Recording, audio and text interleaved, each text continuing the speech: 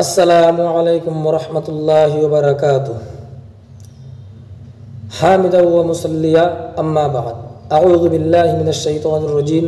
বিসমিল্লাহির রহমানির রহিম। ফাওয়াইলুল লিল মুসাল্লিন আল্লাযীনা হুম আন সালাতিহিম সাহুন।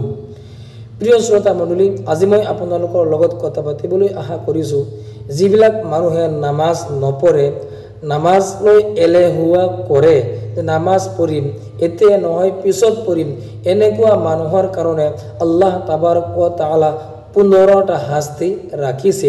হুজুৰ সাল্লাল্লাহু আলাইহি ওয়াসাল্লাম হাদিস শৰীফত কৈছে, আজি মই আপোনালোকৰ লগত সেই 15টাৰ পৰা 6টা শাস্তিৰ বিষয়ে ক'ব খুজিছোঁ।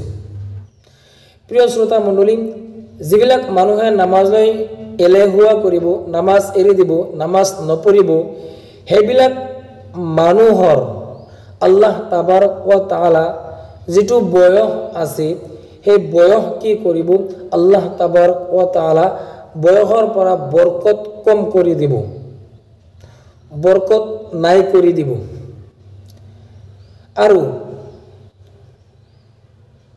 এনেকুৱা মানুহৰ যিটো ফেচ আছে, এই ফেচৰ পৰা যিটো নেক মানুহৰ যিটো চিন, সেই চিনটো আল্লাহ তাবাৰক ও তাআলা কি কৰিব, চেহেৰাৰ পৰা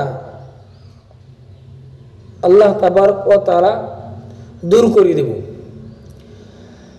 আল্লাহ তাবাৰক ও তাআলা সেই মানুহে যদি কোনো আমল কৰে, তেনেহ'লে সেই আমলৰ বিনিময় আল্লাহ তাবাৰক ও তাআলা সেই ব্যক্তিক নিদিব। আল্লাহ তাবাৰক ও তাআলা এনেকুৱা মানুহৰ দোৱা কবুল নকৰিব। আৰু যদি এনেকুৱা মানুহে দোৱা কৰে, তেনেহ'লে আল্লাহ তাবাৰক ও তাআলা এই দোৱাটো কি কৰিব, আকাশত আল্লাহ তাবাৰক ও তাআলা লৈ নাযাব।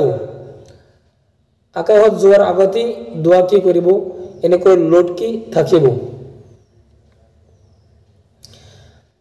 আৰু এনেকুৱা মানুহৰ লগত বেলেগ মখলুকে আৰু মানুহে কি কৰিব, নফৰত কৰিব।